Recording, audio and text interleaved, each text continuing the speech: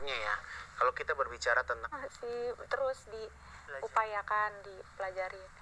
Amalan ya Masya Allah pengen kayak Kak Igun, bisa bangun masjid, bisa apa. kalau buat aku sih sebenarnya ya, kalau kita berbicara tentang kebaikan nggak perlu dimulai dengan sesuatu yang besar. Kak Igun punya contoh ya, Kak Igun sekarang lagi bangun masjid di Pondok Cabe. Kak Igun itu kan suka perhatiin, Kak Igun tuh minta laporan setiap hari mutasi transferan rekening ya. Itu dari pertama kali Kak Igun umumin kita kita bangun masjid, itu ada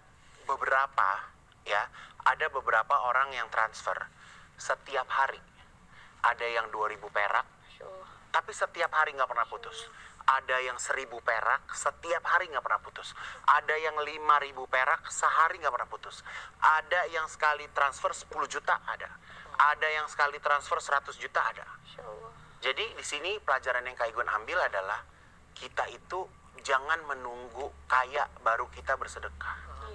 Justru sedekah itu yang mengawali kekayaan kita. Bayangin dia kalau misalnya secara logika ya, kalau dia setiap hari itu sedekah 2.000, berarti kan kondisi ekonomi dia tidak besar. Iya. Tapi bayangin orang yang nggak punya, orang yang masih hidup dalam keterbatasan ekonomi, tapi dia mengikhlaskan uang 2.000 itu untuk Allah. Setiap hari. Setiap hari. Masya Allah.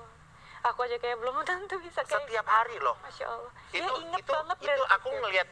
Dan kalau sekarang ini zamannya QRIS kan, jadi kalau orang pakai QRIS itu kan nggak ketahuan namanya siapa, tapi itu benar-benar konsisten.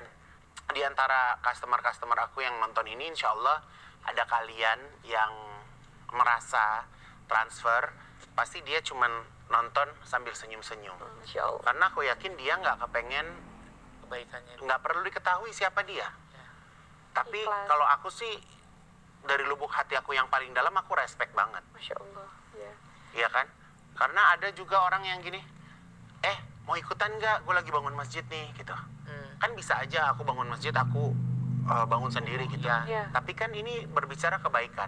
Jadi aku pengen ngajak orang-orang gitu kan. Terus dia bilang, entar deh kalau uang gue udah 10 miliar. Kayaknya feeling gue nggak bakal uang dia 10 miliar. Karena dia nggak mau ngeluarin 1 rupiah. Betul gitu. Jadi buat aku nggak perlu nunggu 10 miliar. Nggak perlu nunggu 10 miliar untuk kita bersedekah. Masya Allah, kayak Kak Igun ilmunya luar biasa. Masya Allah ya kakak belajar di mana? Ajak atuh. Belajar ada Habib Vino. Selin, kalau misalnya dilihat ya,